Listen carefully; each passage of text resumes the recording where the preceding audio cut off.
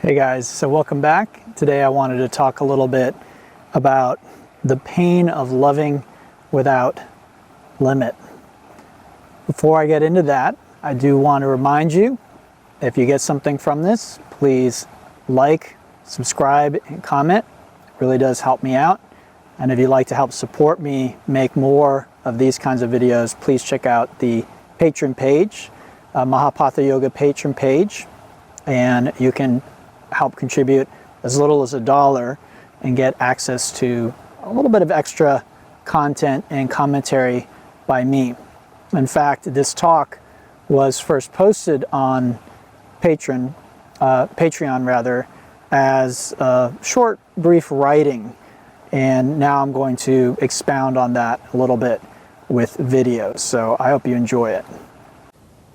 So, what is the pain of loving without limit? Well, many people believe that it is painful or scary or difficult to love somebody or even people very deeply. And we can often be our best self and our worst self when we are deeply in love. And while it's true that when we love someone deeply, we can and do experience often a lot of pain and discomfort, what I'd like you to really understand is the love is not causing the pain, it is exposing it. And you might say this is really one of the functions that love serves from a spiritual perspective, that it is this force that helps us become aware of our resistance. If you remember my talk from last week, where I talked a little bit about the hollow bamboo. Well, this is something that helps hollow us out. Love can help us find those places where we are not yet hollow and empty. Love is a bit like a light that brings awareness to, you might have heard me in another talk speak a little bit about the dark, hidden corners in our psyche or in our soul. So love is light. It brings light. It brings awareness to these areas of resistance. Again, the hollow bamboo, the areas where we are not yet hollowed out. It is love that maybe does this on the deepest and most powerful level of our being. And so it brings that awareness. And this is something that I think, at least in some circles, this is referred to as the shadow. And so Carl Jung, I think, was the first person to really talk about shadow. And I haven't studied him in depth, and maybe it's a slightly different definition, but that's a word that you might have heard me say before to describe this. So love exposes and brings to awareness our shadow. And then through yoga practices and techniques, awareness, meditation, we can begin to dissolve this shadow. And as we do, we begin to live with more peace, more joy, more happiness, which is really what all of us are looking for, whether we are trying to become a billionaire, or we're trying to find the love of our life, or we are saving up for a trip to India or Nepal or someplace else. What we're seeking is that feeling and that sense of connectedness and joy. And we can experience it in different areas of our life, but really what we'd like is to get to the point where we experience it all the time, always, constantly, more or less, to a greater or lesser degree.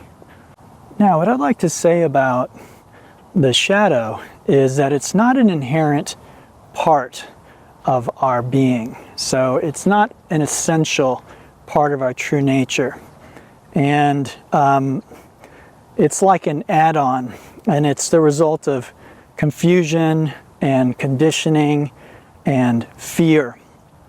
And it's why we suffer essentially because of these things. So what yoga teaches us, yoga would call this avidya, which is basically can be translated as confusion or illusion. So we live with this sort of confusion and illusion, and because of that, we suffer. And if we can clear up this confusion and see the true nature of reality in our own true nature, then our suffering stops. And this is really the goal of our yoga practices. So this shadow or darkness is in contrast to love, which is an essential part of our nature. It's always present, but it may not feel like it is. Love, joy, peace, they are always present. They are what we are, you might say, at our truest nature. But they can get covered up because of this confusion, because of our thinking that we need to resist. Again, last week's talk, I talked a little bit about the hollow bamboo and not resisting situations. This doesn't mean that if someone is doing something evil or wrong, that we can't take part in trying to stop that. It doesn't mean if we don't see how a situation can be improved that we can't take part in fixing that. What it does mean is it's about our inner state. And again, I think you've all heard me say this many times in the past. Yoga is about your inner state. You wouldn't necessarily know an enlightened master just by seeing them or watching them or their actions, unless you really knew what you were looking for. It would be there are enlightened people who are housewives and they never teach or get up and teach in a formal setting. They might teach their children or their grandchildren, and their children and grandchildren may not know that they are enlightened. There are school teachers, there are bus drivers, there's every type of person who could be enlightened and you might not know. So you want to be very careful about thinking that someone with robes and someone with mala beads and who lives in an ashram is more spiritual than your bus driver. You never really know. So this is worth thinking about and keeping in mind that enlightenment doesn't mean that you're going to be a spiritual teacher. Spiritual teacher is a profession, and some spiritual teachers are awake, some spiritual teachers are enlightened, and many are not. So just because we have that title and just because that's how you make your money, it doesn't mean that you're enlightened. Likewise, just because you're a bus driver or a barista at a coffee shop or a surgeon, that doesn't mean you can't be enlightened. So, due to our conditioning, due to our fear, due to our confusion, we may perceive that love comes and goes, right? Sometimes we feel it, we meet somebody, or we have children, or we do a certain activity and we feel love, and we think that, okay, this love is this person, or contained in this person, or in this activity, or whatever it might be. But actually, love is always present, and it's just our own confusion and the way that we perceive things that make it seem like it's coming and going. So, why is this important? Why is this worth talking about? Well, because if we think love is causing the pain, the discomfort, the darkness, then we may very well decide that we just don't need it in our life, that it's not worth the pain, the discomfort. And we might run away from love, which is what many people do. They just are afraid of opening themselves up, right, and feeling that love. And then again, what's actually happening is the love is exposing the areas where we are still resisting. But to us, it may feel or seem like the love is actually causing that pain and discomfort. Those are just areas where our ego has not yet been kind of cleared out, if you will. So if we stay with it, then this is something that can start to happen.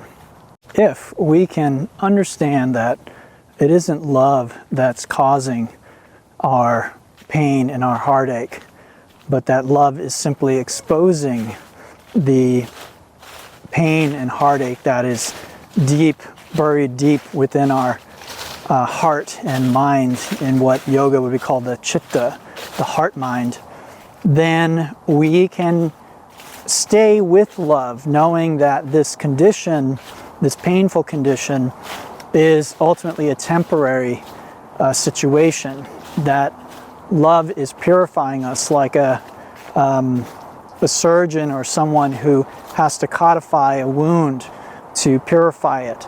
And love is like that. It's trying to purify us and clean us and make us whole again. It's exposing the darkness. It isn't causing the darkness. And when we understand this, then we can stay with that painful situation. And there are specific techniques and things that I can teach you that can help you to speed up this process, help you with this process. But ultimately, you have to understand that the uncomfortable situation, the difficult situation that's caused by your love is not one that you actually want to escape and get away from. Just like you don't want to run away from the doctor who is trying to help you ultimately, even though the medicine you're taking might be quite bitter, or the procedure you're going through might be quite uncomfortable. Ultimately, you want to be healed and to be whole again. So the upshot of all this is, if we go through with the purification process, eventually we can be free of that darkness forever. And for most people, this is a gradual and slow process. It's not something that happens quickly or overnight. And so I think many people want to ascribe to this idea of instant enlightenment, or that a teacher is going to give us Shaktipat and then we won't have to do any practices, we won't have to work or do anything, we'll just be enlightened. But I really, in my experience, I've never seen anything like this. And I've never met anyone who actually experienced anything like this. Even people who have been around great masters. The only time I've seen or heard about this is very often in literary works or third-party accounts, things like that. I'm not saying it's not possible, but it just doesn't seem very likely. It seems like if an enlightened master is able to enlighten you, it was because you were karmically and psychically, emotionally and physically, basically already enlightened. You just needed maybe a little push over the cliff, so to speak. So, if someone you love hurts you, that is ultimately due to your own confusion, incorrect or imperfectly spiritual view on the of the situation and of that person. So this is even true if they are actually trying to hurt you. Now, when I say hurt, I'm not really talking about physical abuse, okay? So spirituality is not so much about the physical as it is, again, about our inner state. Now, this isn't to say that our inner state does not affect the physical. So people throughout the history of spirituality, people have experienced miraculous healings. People have been able to do incredible things all through their inner state. So I'm not downplaying what's possible on the external. But for spirituality, what's going on in our heart and mind is always of primary importance. Whether we see a physical manifestation of that or not is of secondary or even tertiary importance. So we don't want to get too turned around with that. So what is the end result of all of this purification, you might say? Well, one way of describing it is to say that what's left is just love. Only love, pure joy, a deep sense of peace and openness. So this is why we want to stay with love, or yoga practices are very similar. You might say that yoga practices come from a deep place of love. And many people who practice spiritual practices on a deep level experience how it can be very, very painful and difficult to stay with and to do spiritual practices, just like being in love. And so, again, the pain, the discomfort, the resistance is being exposed by our yoga practice, just like love can do the same thing. So that exposing of it, again, if I run away from the yoga teacher, if I run away from the practice, if I leave the ashram or the retreat because I say it's too much, in a sense, I'm postponing the inevitable, because we will all need to face the hidden dark corners of our psyche sooner or later, at least according to the yoga tradition and the Buddhist tradition.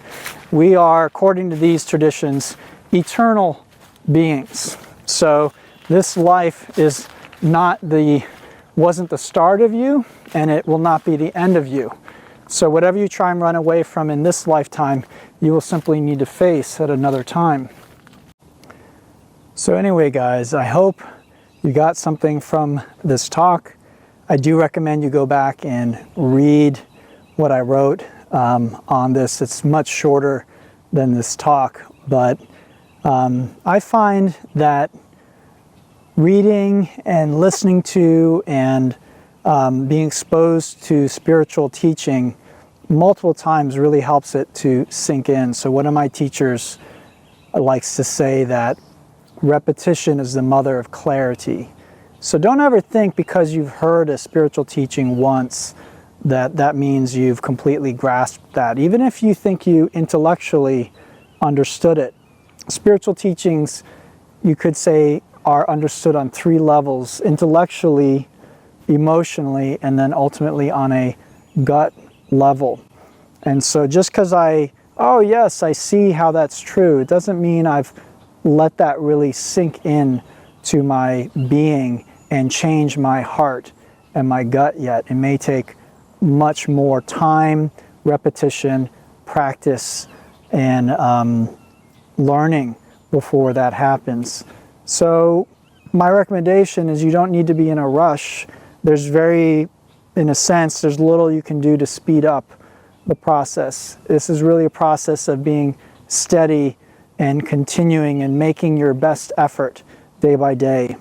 And your effort does not only happen while you're on your meditation cushion or on your yoga mat.